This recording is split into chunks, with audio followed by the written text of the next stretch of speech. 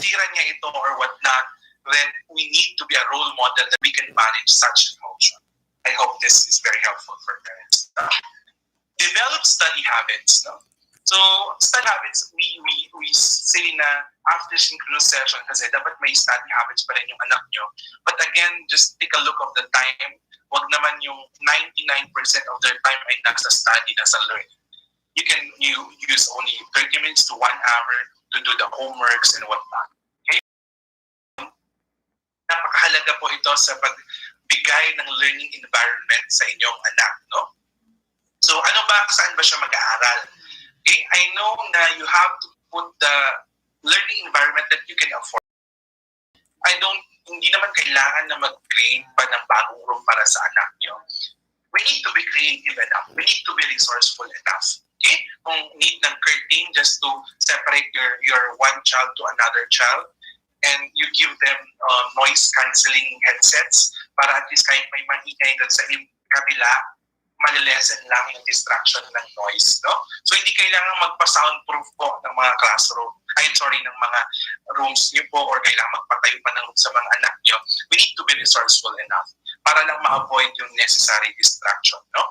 So kapag nag-aaral po lang sila ng synchronous, you have to check na yung focus lang talaga ay nandun sa computer, walang nasa TV dun sa gilid, no? Ilayo nyo po yung mga iPads nila if they have mobile phones and their toys, no? Hirap nito, minsan may mga nag-aaral na bata, then they bring out their toys, they play while they are listening to the teacher. That can be, multitasking, but the focus is not 100%. So the mastery and understanding of the lesson cannot be effective. So ilayo po yung mga laruan, yung mga screen kapag nag-aaral po sila so that they can have full focus to their teachers. Schedule your child's screen time and off-screen time. Sabi yung nabanggit ko kanina about the routine, no? Na screen time, yung off-screen time, pwedeng gamitin ito sa physical activities, lalo na ngayon, they cannot go out. And if we just let our children stay inside the but we can devise some activities just to promote physical health to them. Okay? So pwedeng exercise, pwedeng video assisted, or mga household chores, no? Na appropriate din sa age nila. Okay? Second, task of our parents or role to support learning. Okay? So the conducive learning environment within one's means, nasabi ko na po kanina yan. Sufficient, regulated, and healthy meal. Okay? So, kailangan po natin ito. Tayo na po yung canteen kasi ng mga anak niyo, no? So, pag nagmamali na nagmimerienda sila after classes or during break times, no? So, we need to make the snacks rewarding, no? Sa kanila. Kasi they look forward to that, lalo na pagbata, na, I have a snack inside the fridge. And of course, self-control na ituturo na hindi after class, kahit walang klase, kinakain na lahat ng inimbak na snacks sa kanila. So we need to teach them na this is your reward after focusing like 3 hours in your class. Invest in connectivity at home.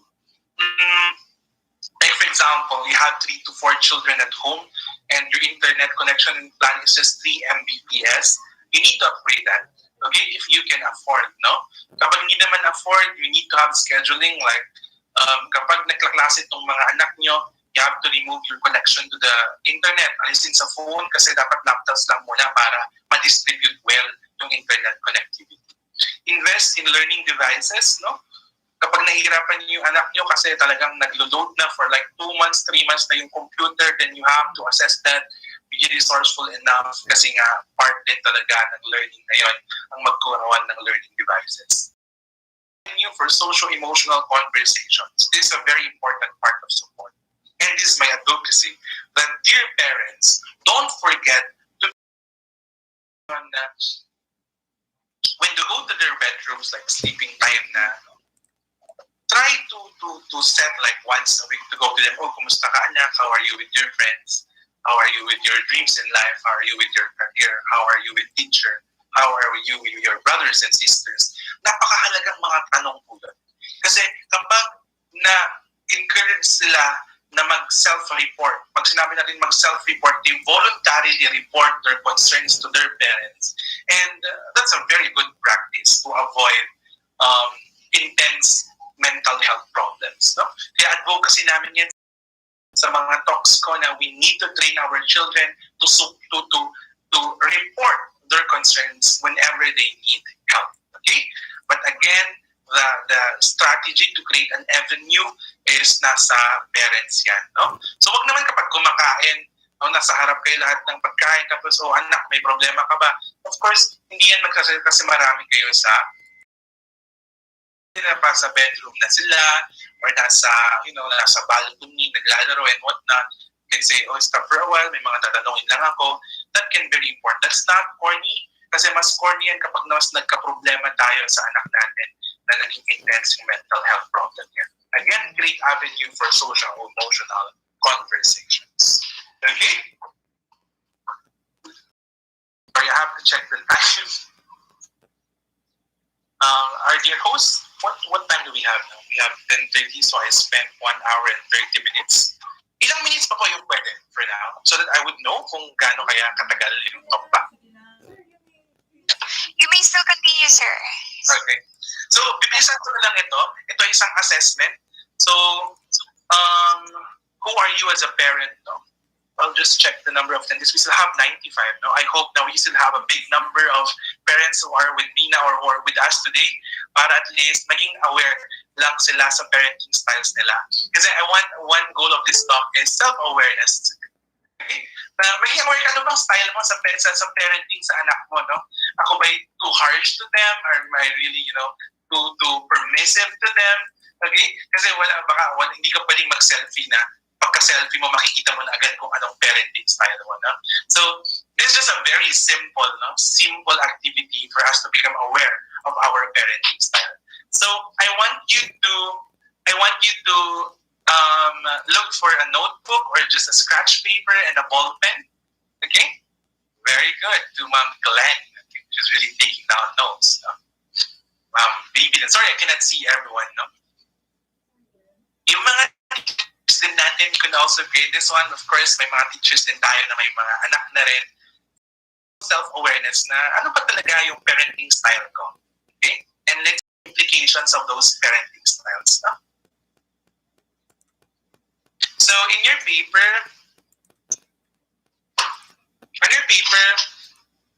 I want you to write the 4 colors. Green, orange, yellow, and blue. Okay?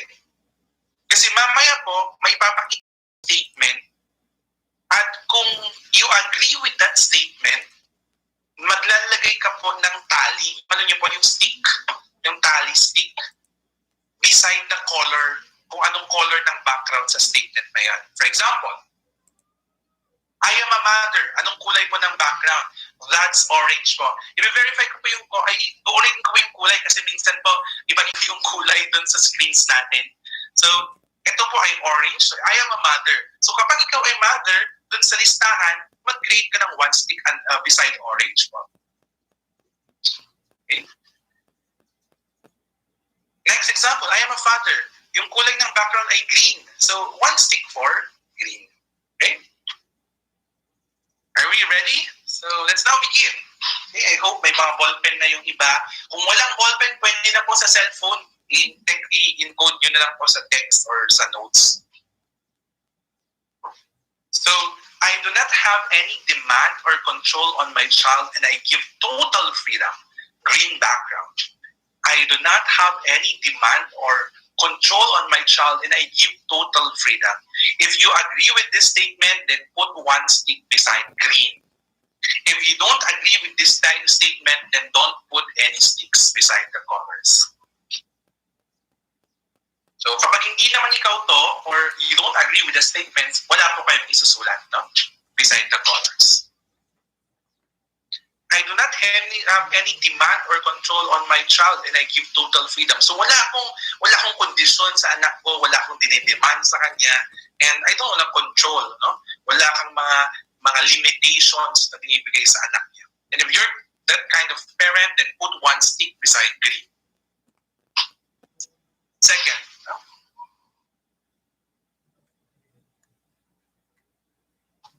So this is yellow. Sorry, wait lang. This should be.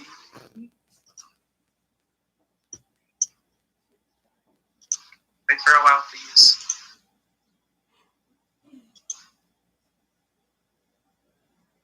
Patras lang po tayo saglit.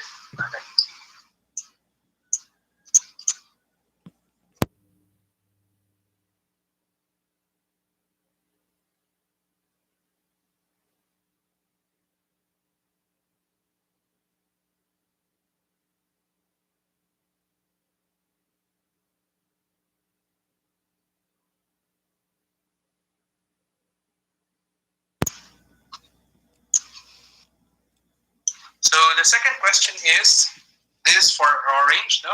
I encourage my child to talk about his or her troubles. No? So, hinihikayat niyo yung anak niyo to discuss or sabihin sa inyo kung anong mga problema niya. Okay? Ito yung klase ng magulang na, oh anak, sabihin mo lang kung anong problema mo, ano ba yung pinagdaanan mo, ano ulit nangyari sa'yo ngayong araw. Sa klase, may problema ba? Anak, pag may problema ka, sabihin mo lang sa akin. Are you that kind of parent? Then put one beside Orange. Second one. I punish my child by taking privileges away from him or her, like TV, games, visiting friends. So pag may ginawa yung anak, you punish the child by taking away privileges, or just punish your child kasi may mali siya. If you're that kind of parent, just put one stick beside the other.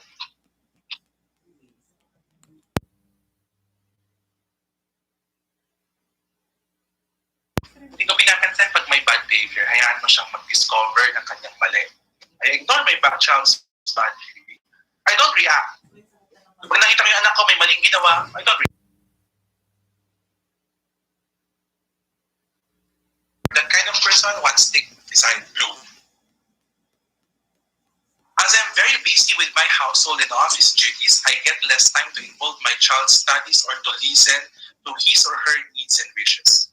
Busy ako, so I don't have enough time to involve my child's studies or to listen to her needs and wishes. I want you to be very honest with your responses. Hindi ko naman po i-record at sasabit sa mga magulang na ito po yung style niyo po. Okay? Again, kapag style po kasi, there's nothing wrong with styles. Kung ito yung style mo, hindi pwedeng sabihin na mali itong style na to, no? But there are scenario-appropriate styles. I explain to my child why rules should be obeyed. You explain to your child na bakit sila nag-obey, bakit kailangan sundin itong mga batas na to. Like for example, you have your curfew, you have rules while you eat.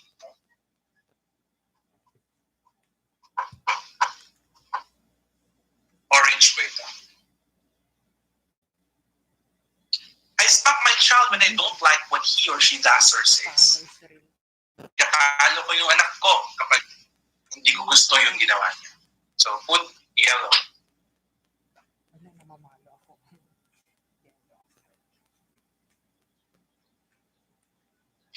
I find it difficult to discipline my child. Nahihirapan akong disiplinahan yung anak ko. Either takot akong umiyak siya, takot akong magalit siya, or talagang hindi ko na alam paano i-control yung disiplinahan yung anak ko. Do you agree with this? One for blue. I have enough stress and strain myself, and hence I cannot take care of my child's welfare. Sobrang stressful na ng life ko sa work, sa family, so wala na akong oras to take care of my child's welfare. I don't have opportunities to take care of my child's welfare. Kasi problemado na ako masyado. One for green. Be honest again, hindi ko po malalaman kung sino kayo. Okay? Kasi mag-menti tayo, wala naman pong pangalan yung menti mamaya. Be honest for you to become aware. Kasi kung hindi po kayo honest dito, hindi rin po lalabas kung ano ba yung style niya as parents.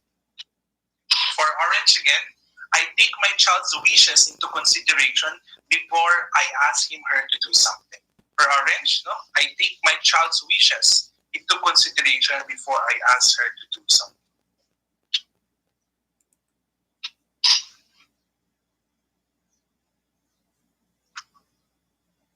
Pwede kasing conditional ito, no? Before you get this thing, then these are the considerations. Bago mo makuha to, ito muna.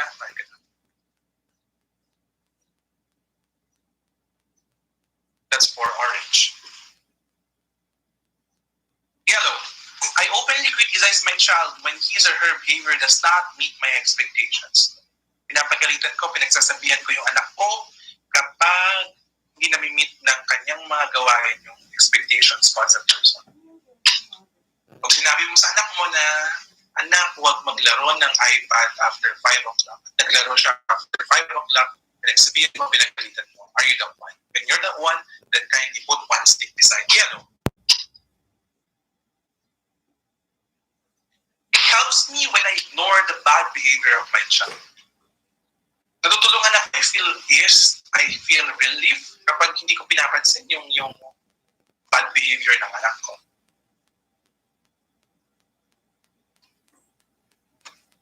But for blue, I have enough stress and strain myself and hence I cannot take care of my ulit ako. Ito, wag na itong sagutan. Okay? I respect my child's opinion and encourage him her to express them. So, you are open for the opinions of your child. Kapag may mga suggestions, you respect them, you listen to them, and you encourage them na, ano ba suggestion yung kakainin natin ngayon? Saan ba tayo mag-celebrate ng birthday mo? Saan mo gusto? Saan mo gusto mag-aaral? Ano bang gusto mong marating ano bang course ang kukunin mo after high school? Anong say mo sa news ngayon? Then that's for orange. I remind my child, I always provide the things that were asked.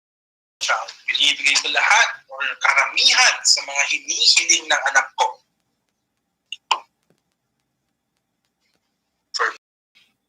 Okay, so these are the instructions. Count the number of tallies per color. Encircle the color that has the most number of tallies. Anong color yung pinakamaraming sticks? I want to give you 48 seconds to do the tallying.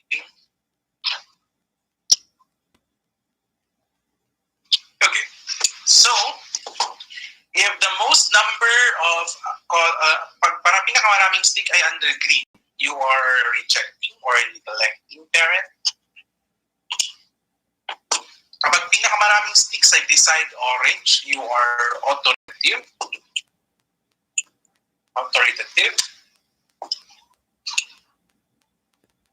Pinakamarami naman yellow, authoritarian, and blue, permissive. Okay, so encircle nyo na kung ano ba kayo, permissive ba kayo, authoritarian, authoritative, or neglecting. Then mag-menti tayo ulit. So let's go to menti.com. I want you to open menti.com again so that you can improve. So go to www.menti.com or menti.com, then encode 42440297. 42440297, then you choose your parenting style. As a disclaimer, I don't have a record kung sino nagsabi ng ganitong parenting style. Okay? The results here are confidential. So I won't be saying the names of the parents. Kung lumabas dyan ay neglecting or authoritarian, there's nothing wrong about it. What is important is to become aware of it, and later on, let's see the implications of those things. Menti.com, again, open your browsers or ask the help of your children if they know how to open .com.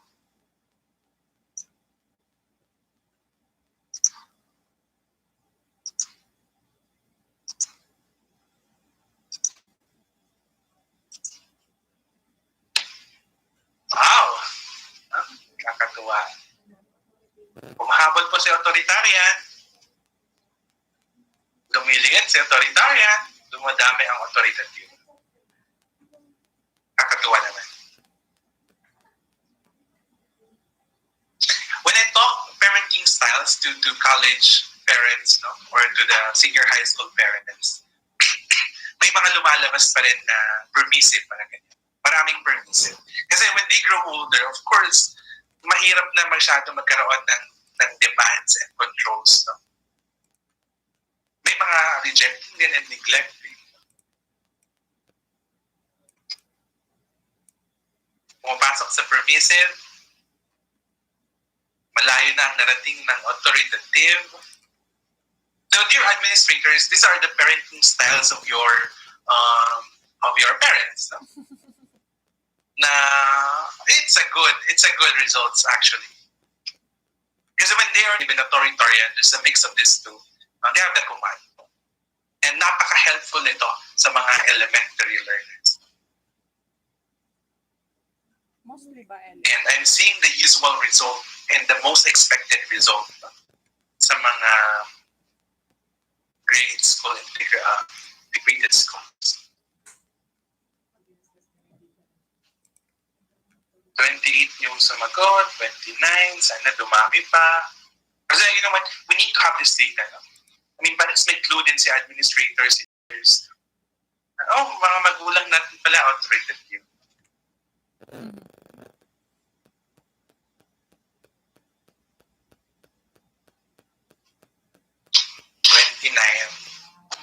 Wala na kaya? Or baka may nag-calculator pa po. 30.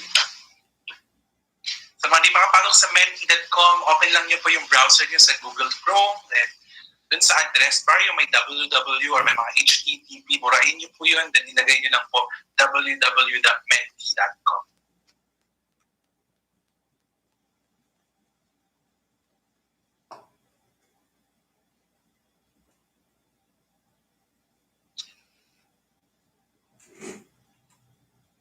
Dear parents and teachers, when you see style, my point here is that there's nothing wrong about styles.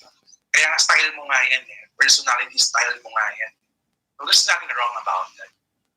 Yung mali lang ay if that style is being followed or being, applied in a wrong situation.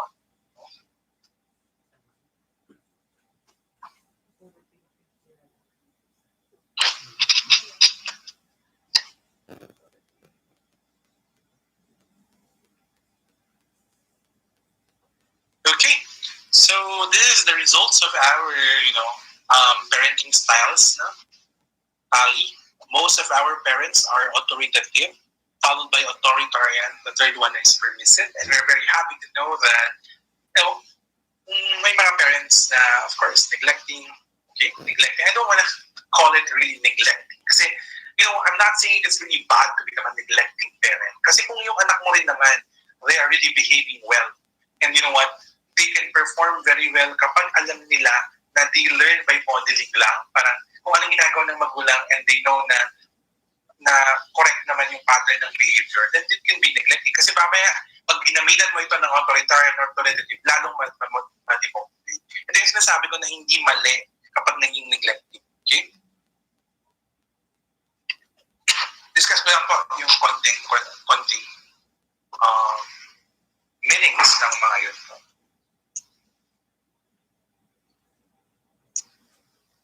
So, kapag authoritarian po, mataas po ang control, mababa naman yung warmth. Ano po ibig sabihin ng control?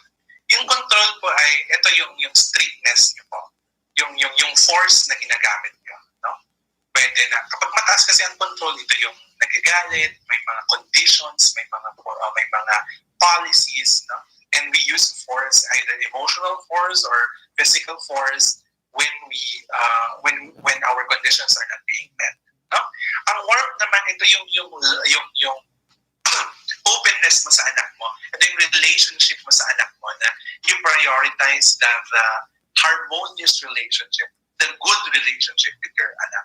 Of course, lahat naman tayo, hiling natin yung good relationship. Pero kapag sinasabi natin kasing warmth, ito yung closeness mo sa anak mo, ito yung gano'n ka-welcoming, no? Gano'n ka-welcoming yung approach mo sa anak. So for authoritarian parents, ito yung pinakamataas na control. No? They demand, they use threats, no? They use punishment. No? So, ito yung number 2 natin. Very, very applicable ito sa mga grade 1 to 3 natin. Okay? Sa grade 1 to 3, pwede na rin sa early ng 4. Okay? Basta grade 1 to 3, grade 1, grade 2. Kasi they learn moral values based on the punishments or reinforcement. Okay? So authoritarian parents, don't forget then to give rewards when they are following your demands. Okay? Bakit kaya applicable sa mga bata? Of course, kapag bata kasi, hindi pa yan makakapag-intindi ng negotiations. No? Na ito yung rule ko, hindi naman alam yung kung paano yung negotiate yung rule. Okay? Second one is authoritative. Ito yung sasabi natin democratic parenting. Kasi may demands ako, pero may say yung anak mo sa demands mo at may negotiation. No? At nakakatuwa na most of the parents are authoritative parents. Ibig sabihin, we consult our students or we consult our children about the rules that we demand. No? May limit pa rin naman. So may negotiation na, anak, pwede ka namang lumabas, no? Pero hanggang ganito lang. Okay? Pero si authoritarian, pwedeng sabihin na hindi na kinazot yung curfew, dapat dito ganito uwi ka or hindi ka pwede lumabas. Okay? Authoritative ay napaka-applicable niyan, no? Sa mga ages na nakakaintindi ng negotiation. Okay? Yung paano nila makipag-negotiate sa mga magulang. Rejecting or neglecting, disengage, are responsive, do not set limits, do not consider children's needs, or yung full autonomy. Ang mahirap kasi sa rejecting, wala nang controls, wala nang rules, wala ring emotions. No? So, wala kasing warmth, so walang closeness and whatnot. No? If you are rejecting and neglecting parent now, marami kasi ito sa different countries. No? Ang Pilipino kasi, we are so much family-oriented. And minsan nakikita natin na, mali nga ang neglecting parent kasi nga sa social natin, sa socialization natin, sa culture natin, na masama yung anak or yung parent. Makita mo na, wala man lang ka-close-close kung mag-ama at mag-inak ito. Wala man lang pakialam yung nanay. Okay? At hindi talaga ito pwede sa mga bata. Okay po? Kasi you know what? The foundation of love, the foundation of concern that you give to your children, bata pa lang sila, is very crucial po paglaki na. Excuse me po. Permissive po. Ang permissive, walang rules, walang control. Pero yung warmth, no, nandun. No? So, I love you, anak. Pero, ako sa party, okay. Ingat ka. Gusto ko mapabili. Bili ka banda pag may pera. I-serve mo yan. Permissive parent. No? Pero, wala kasing mga rules. No? Very good in senior high school. Most of their core beliefs ay, I'm not lovable, mga ganyan. Kasi nga, kapag mataas pa rin yung control, like, ang dami pa rin namang rules, mga ganyan. So, parang feeling ng anak nyo, nasasakal siya. Hindi naman na ganun yung mga friends niya sa school. So, yun yung permissive parenting na maganda ito sa young adults. Kasi when we don't have masyado ng rules, kasi alam naman na nila, kapag na-master mo kasi yung authoritative at authoritarian nung bata sila, then na-integrate na nila kung what is wrong and what is, anong gusto ng nanay at tatay at hindi. Maganda na po paglaki nila. They know what to do na hindi mo na kailangan i-check lahat. In other words, ang point ko dito ay pwedeng phases kasi, pwedeng stages kasi yung parenting. So, it's appropriate po dapat yung ginagamit natin. No? Kapag may mga pamilya na sila, so pwede na tayong neglecting. No?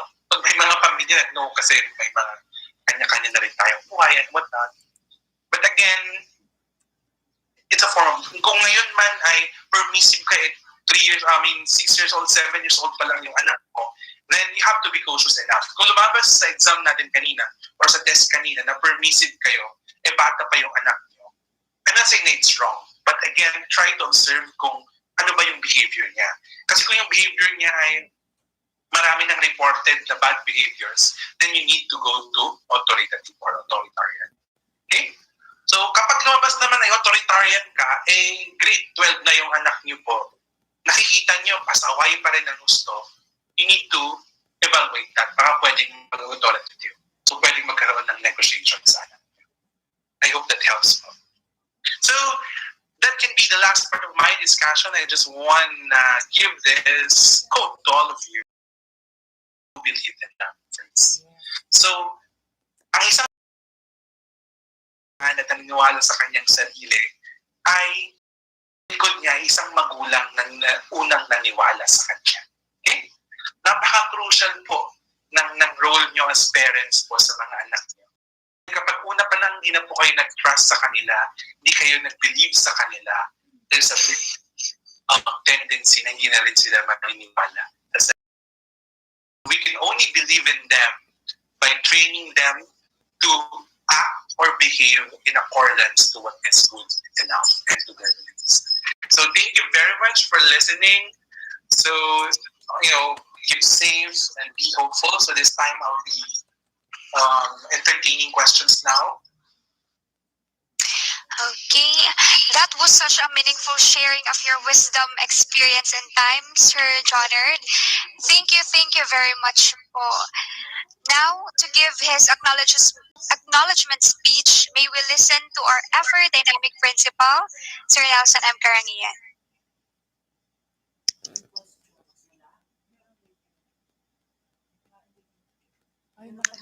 Sir Nelson, you may unmute po. Ay, sorry. All right, Sir Galicia, I was really surprised with the presentations that you have shared to us this morning. How I wish I could see you in person. Nandiyan na si Sir. Nakita ko ng mukha niya ngayon. All right, Sir. Looking forward to have you once again in this kind of endeavor, because today I could say that our day is really a very, very productive one. Okay, why? Why should I say so? Because today we've got a very fruitful information from you, sir. Very substantial and very in demand. All right? Sir, maraming salamat for sharing your knowledge, your expertise with us, especially to the parents and of course to the teachers. By this time, we became more aware of our roles, beloved children. We were enlightened with the sharings that you have today. Kaya sir, maraming salamat. Nagpapasalamat kami sa Bibal dahil binigyan kami ng very competent speaker. Ang daming na-share at alam ko po, sana maulit po ito, sir. Maulit po ito because I'm sure parents would want to have you in the next activity like this in the future. So, maraming salamat po, sir. Thank you, sir. My dear parents, this time, siguro nadagdagan ang ating mga kaalaman na dahil nabigyan tayo napagaling na speaker sa araw na ito. And I know collaboration is being emphasized in this seminar. Sana nga po we have to strengthen our collaboration because wala namang ibang makakaintindihan para sa ikabubuti ng ating mga anak kundi ang mga guro at kayo and ang tahanan at ang paaralan. So you see, we should have a shared responsibility for the betterment of our children. Lagi kong nababanggit, wala tayong dapat pagbangayan, wala naman tayo dapat pag-awayan, kundi lahat ng issues kaya nating i-resolve. Lalong-lalo na sa ikabubuti ng ating mga anak kung tayo ay magkaroon ng open communication palagi. At lagi natin tandaan the value of collaboration between us, parents and teachers, the home and the school for the betterment of our beloved children. Maraming take it away, teacher Princess. Salamat sir, salamat parents. To our parents and teachers, we are now open po for question and answer. Please feel free to unmute your microphones as well as please turn on your cameras as well to ask questions, ask for recommendations and clarifications po. Once again, we are now open for question and answer.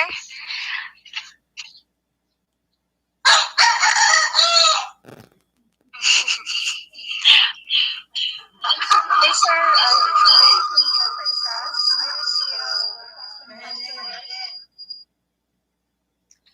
Yes, Teacher Helen?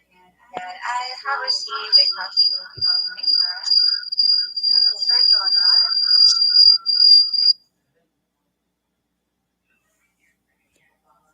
Sir, this is a question.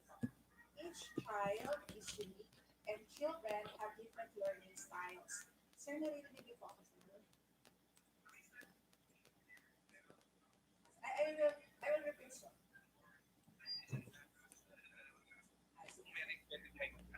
Or just say the question.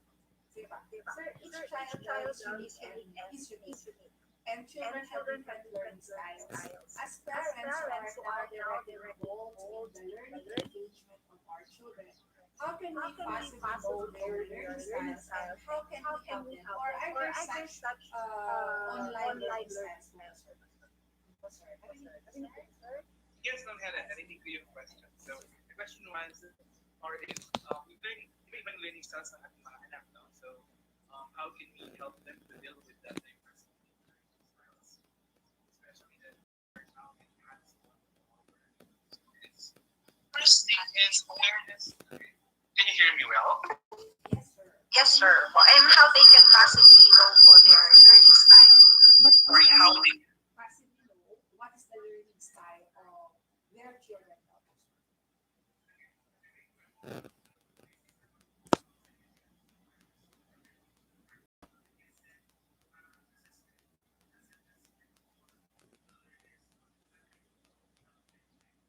yung learning style nila.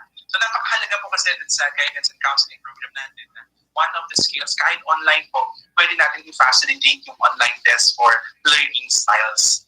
And yung learning style na yun ay dati kasi binibigay natin sa teacher para malaman ni teacher. Ngayon, mas ibibigay natin yun sa parent po. Kasi dun sa results, sana nandun din yung suggestions on how you can assist the child based on this learning style. For example, kinesthetic yung learning style ng bata. So they need to move for them to learn, no?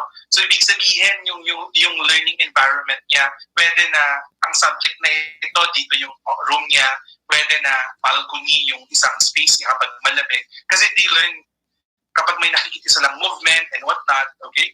So lalo na dun sa homeworks, no? Pwedeng dun i-apply kasi minsan linear na yung gagamitin na learning style ng teacher kasi that's the only possible way, no? So papasok talaga yung mga magulang para ma-meet yung uniqueness ng bata. Kahit na hindi online kahit face-to-face, dun dapat nagiging individualized yung approach ng learning pagpunta niya po sa bahay. So it's good na you can facilitate a learning style skill sa mga bata, okay? Para at least malaman nila kung anong learning styles ng mga anak nila and probably give them infographics on how they can assist them with these different learning styles. But I want to congratulate you to understand na every child is unique. That's very true. No? That's very true. And that's the first step for us to help them to acknowledge that they are unique. Hindi siya pwedeng katulad ng kapitbahay mo, katulad ng first honor na anak ng kapatid mo. They cannot be like that. Unique po sila, may kanya-kanyang kakayahan. It's not all about the competition. It's all about their improvement and their development in their niche area. Thank you, sir, for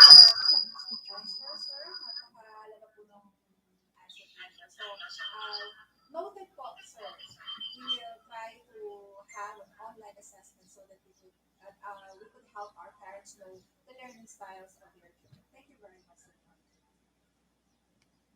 Pangit nung mic ni Teacher Hel. Yes, sir. Pwede po magtanong?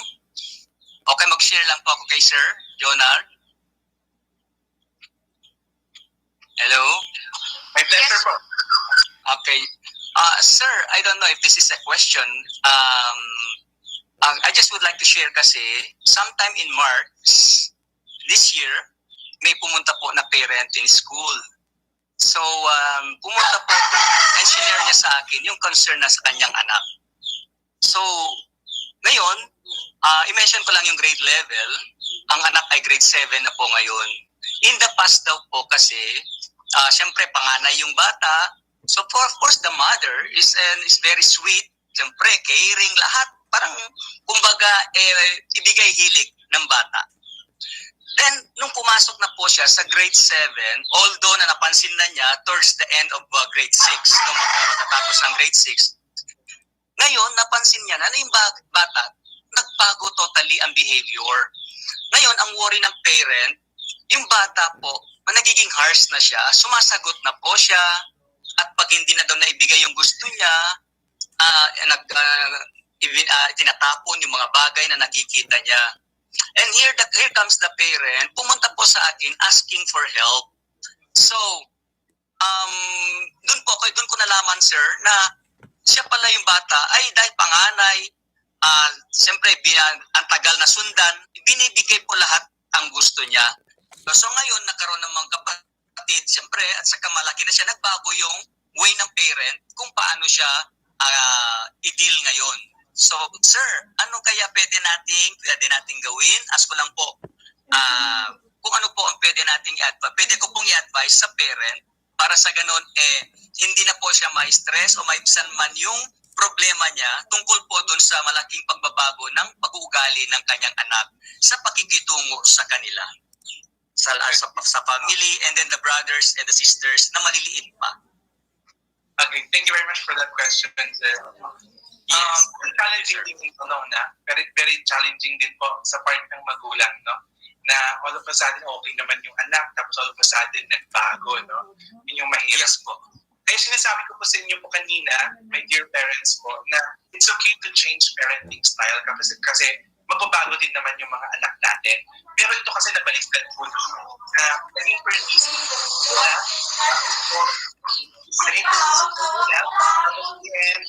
in the end, magiging automatic na yung anak kasi nga may makita kayong magulang kasi may nakikita tayong bad behaviors. Again, start with yourself as a parent. No? May mali ba sa ginagawa mo? Kasi if you now are disciplining well kasi may bad behavior, then don't feel any guilt. No? Huwag kang mag-guilty na may mali sa ginagawa mo. Just be consistent. No? Kasi minsan baka nagda-doubt ka na may mali sa ginagawa ko kasi nagbago yung anak ko, mas sumungit. Nakita mo naman na yung nag-trigger ng behavior mo na maging authoritative ay yung anak mo pa rin. Tama po? Kasi iba na yung behavior. So you need to change your approach. Okay? Ngayon, don't give up with that approach. Kasi children will develop not span of time. No? I mean, hindi ganun kabilis. No? Magbago yung mga anak natin. Pwede kasing transition stage yan. No? Transition, so be consistent lang.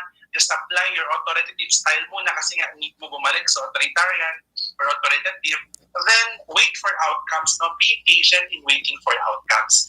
But again, conversation with your child is very important. Kaya napakalaga ng authoritative. Negotiate. Ano bang concerns mo? Bakit magkakaganito ka na? Ano bang pangangailangan mo? Start with your needs. Anak, ano bang kailangan mo kay mama? Anong kailangan mo kay papa? Ano bang yung mga experiences na sasaktan ka? Open communication. Kasi kapag yan, nagsalita at they share, napakalaking bagay yan para guide mo kung anong gagawin sa next na parenting behaviors mo.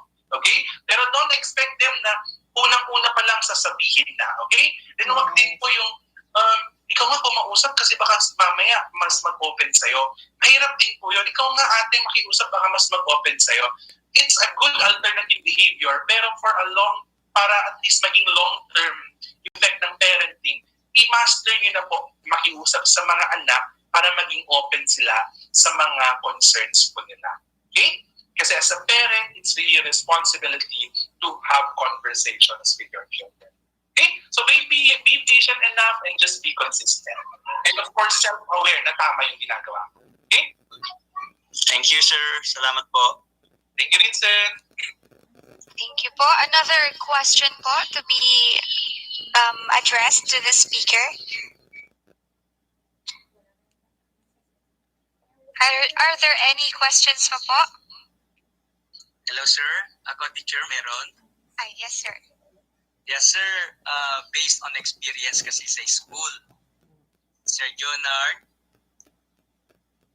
Yes po, sir. I'm here po. Hello. Yes. Another situation po kasi, sir. Ito po kasi yung na-experience ko sa school. I think the parents could also relate to this para makatulong din po sa lahat. Ano po? Sir, kasi meron kaming isang student. Yung bata po, hindi po siya biological child. Yun ang mag-asawa. Okay, so ngayon, nung bata, nung maliit pa yung bata, yung bata, of course, alam nila, naturuan ng tamang asal, tamang values. And then ngayon, sabihin ko nasa siguro ilang 17 years old yung bata, still ko na-enroll sa amin, nagbago ngayon ulit ang pag-uugali niya. And then, ang nakita ng parent po, sir, lagi kasing yung sinishare ng parent yung concern niya tungkol sa kanyang anak. Yung bata po kasi is masyadong nahumaling sa gadget. To the point na yung bata ay nakakulong na lang sa kwarto at nakalak pa, then lumalabas lang yan pag gutom, pag may gusto siyang kunin sa labas, and then after that, balik sa kwarto. And in short po, wala na pong magandang pag-uusap ang parents with the child. So, academically, yung bata magaling sana. But the thing is, based on the outputs, nakikita po na parang walang focus yung bata din sa pag-aaral niya. So, sir, is there anything na pwede niyo po kayang i-share para siguro pwede ko rin i-share sa parent? Sana po yung parent ay nandito ngayon para makatulong. Para sa ganun, yung magandang approach po sa kanyang anak para magkaroon ng magandang communication and at the end, ma-improve yung relationship din nila. And of course, yung studies ng bata ay may panumbalik dun sa focus niya. Maraming concerns kasi dun ni Sir. The first is the biological child, no? Of course, it's very imperative na if you have a biological child, there are challenges, but these are just challenges and we can surpass them. Okay? So to the parents who are having challenge or having biological child, there's no wrong with having a biological child. There are just challenges, different challenges. May challenges din po kasi kapag biological child. Iba rin yung challenges kapag non-biological child. Okay? Kasi Sir, okay. excuse me sir, as a non-biological po yung bata. Okay? So for non-biological, okay. For non-biological, no, may mga talagang ibang challenges din yan. At lalabas talaga yan yung